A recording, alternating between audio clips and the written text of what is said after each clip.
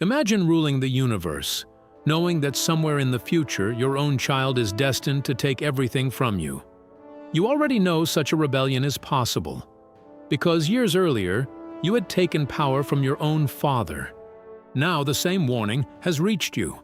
One of your sons will rise, defeat you, and end your rule. Saturn's answer was horrifyingly simple. If none of his children could grow up, none of them could challenge him. And so, according to the famous myth inherited from Greek tradition, Saturn swallowed them almost as soon as they were born. Vesta, Ceres, Juno, Pluto, Neptune.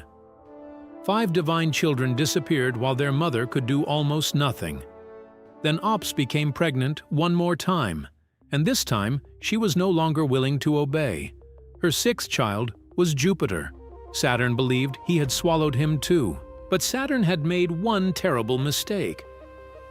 To understand Saturn's fear, we have to return to the generation before him, when another divine father controlled the heavens. The Romans could call the sky Father Caelus and the earth Mother Tellus. Greek tradition knew them as Uranos and Gaia. From this ancient generation came powerful children. Saturn belonged to that older divine family, before Jupiter ever ruled the heavens. But power inside this family was never peaceful. Caelus feared some of his own children and kept them from freedom. Tellus suffered with them.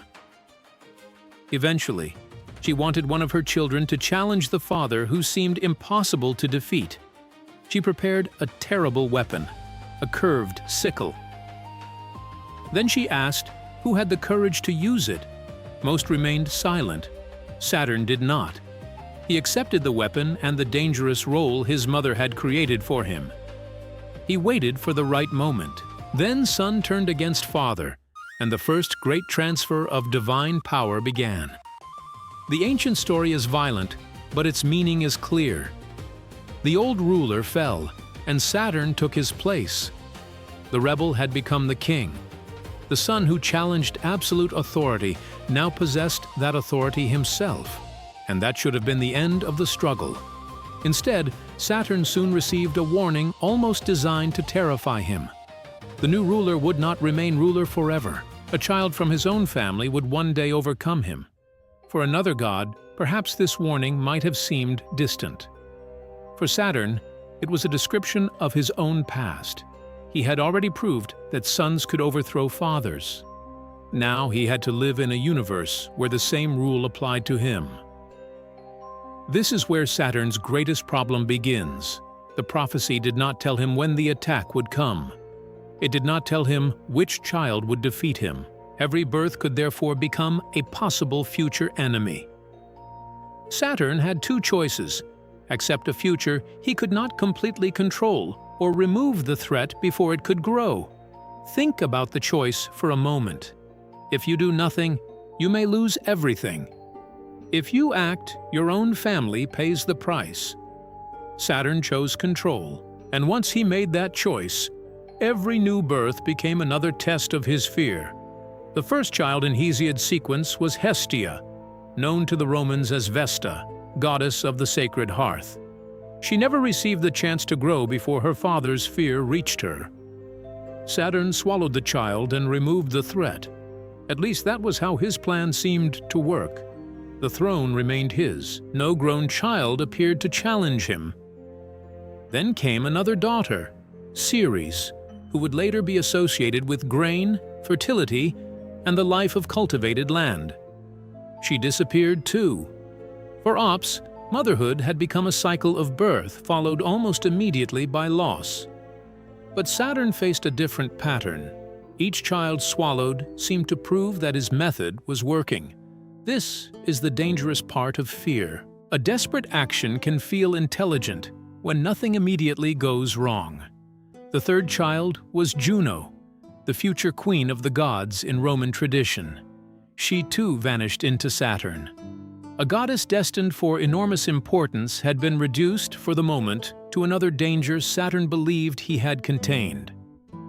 Then came Pluto, later ruler of the world beneath the earth. Saturn did not know what his children's domains would become. He only knew what the prophecy had told him. Somewhere among his children was the end of his reign. So Pluto disappeared as well. 4 children had now been taken from Ops, and still Saturn's throne remained untouched. Then came Neptune, the future god of the sea. He became the 5th child, swallowed by his father. 5 births, 5 losses, and from Saturn's point of view, 5 possible rebellions that would never happen. But there was a flaw in his solution. Saturn could swallow children. He could not make Ops stop wanting to save them. When Ops became pregnant again, the next child was more than another baby. He was her final chance to break the pattern. Saturn's rule depended on one simple expectation. Every child would eventually be placed in his hands. Ops could not defeat him through strength. She needed something more dangerous to a suspicious ruler. She needed deception. In the older Greek account behind this story, Rhea seeks help from Earth and Heaven, Gaia and Uranos. For our Roman names, think of them as Tellus and Caelus, the same older generation Saturn himself had once challenged. There was a strange symmetry here. The powers that had helped create Saturn's rise would now help protect the child threatening him. The plan required secrecy before the child was born. If Saturn saw the baby, there might be no second opportunity. Ops was sent away. Far from Saturn's eyes, she would give birth to the child who was never supposed to survive. Her destination in the Greek story was Crete, an island surrounded by the dark waters of the Mediterranean. There, hidden from the ruler of the heavens, Ops gave birth to her 6th child. His name was Jupiter. For the first time, one of Saturn's children entered the world without immediately being placed before his father. The baby was hidden in a remote cave, protected by distance, darkness, and the knowledge Saturn did not possess. But hiding Jupiter solved only half the problem. Saturn was still waiting for the child he believed Ops was carrying. Ops needed to return with something convincing enough to satisfy a god who had built his rule around suspicion. The answer was almost absurdly simple. She took a stone and wrapped it tightly in the cloth used for a newborn child. From a distance, the shape looked familiar. Small, covered, helpless. Exactly what Saturn expected to receive.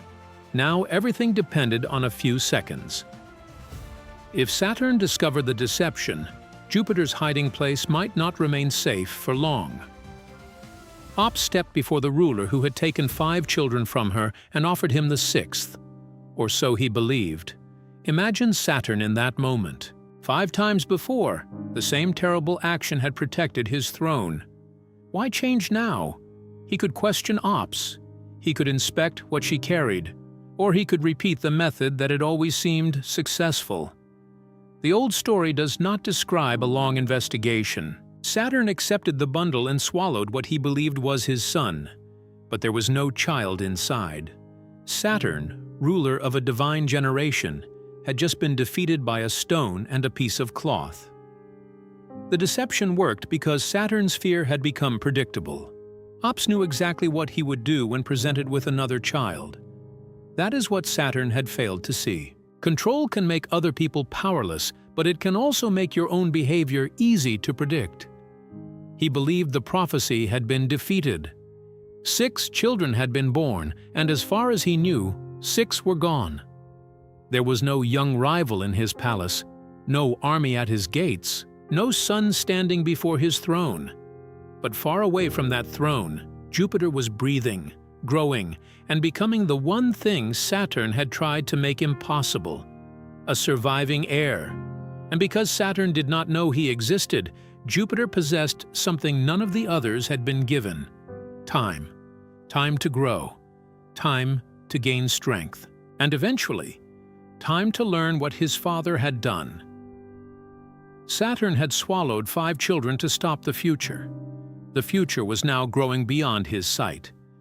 But there is something important we must understand before deciding who Saturn was to the Romans themselves. The child-swallowing story belongs especially to the Greek myth of Cronus, whom Roman tradition later strongly identified with Saturn. When we tell that story using names like Saturn, Ops, Jupiter, Juno, and Neptune, we are presenting its Romanized form.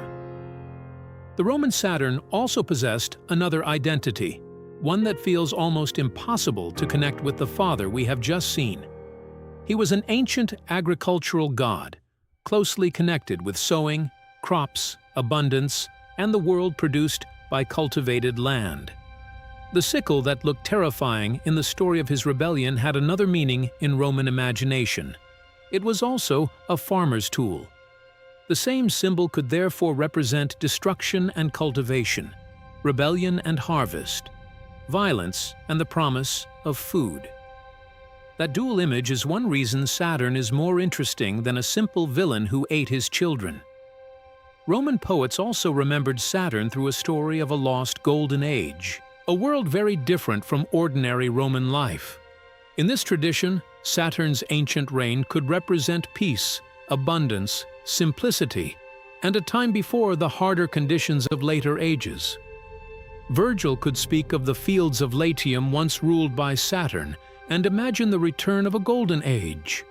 Ovid also placed the golden age before the world became harder, more divided and more dependent on labor. This produces a strange question. How could Romans connect such a peaceful age with a god remembered through such a violent family story? Because ancient religions did not always demand one perfectly consistent biography. Gods could collect different stories, functions, and identities over centuries. Roman Saturn and Greek Cronus became deeply connected, but that connection did not erase every older Roman idea about the god. So the Romans could remember Saturn as an ancient agricultural power, while also telling the terrifying story inherited from Cronus. This second Saturn did not disappear into forgotten mythology. His presence became part of the religious landscape of Rome itself. At the western end of the Roman Forum stood the Temple of Saturn, one of the city's most recognizable sacred buildings. And every December, Saturn's name returned through one of the most famous festivals of the Roman calendar, Saturnalia. Its central public celebration belonged to December 17th, though festivities could stretch across several days during different periods. Romans feasted, exchanged gifts, relaxed normal rules, and created a temporary atmosphere very different from ordinary public life. Even relationships between masters and slaves could be symbolically loosened or reversed during parts of the celebration. The change was temporary. Roman society did not suddenly become equal, but for several days, ordinary hierarchy could feel less permanent. That temporary freedom echoed the ancient idea of Saturn's age, a lost world remembered as simpler and more abundant. And now Saturn becomes one of mythology's greatest contradictions. The god of abundance who tried to prevent his own children from having a future. A ruler associated with an age of peace also became the father at the center of one of mythology's darkest family cycles. A rebel who had once broken his father's power eventually became terrified that his children might do exactly the same. This is why the prophecy mattered so much. It did not introduce a new danger. It revealed a pattern Saturn already understood. Caelus tried to control his children. Saturn rebelled. Then Saturn tried to control his own children. The methods changed. The fear did not. And now another son was growing outside the world his father controlled. Saturn had enormous power. But the story gives him one enemy no ruler can fully defeat: uncertainty. The prophecy offered no safe solution. Saturn's attempt to create certainty required an act so extreme that resistance became inevitable. Ops did not begin as the stronger figure in this story. She had no throne, no weapon, and no army. What she possessed was information.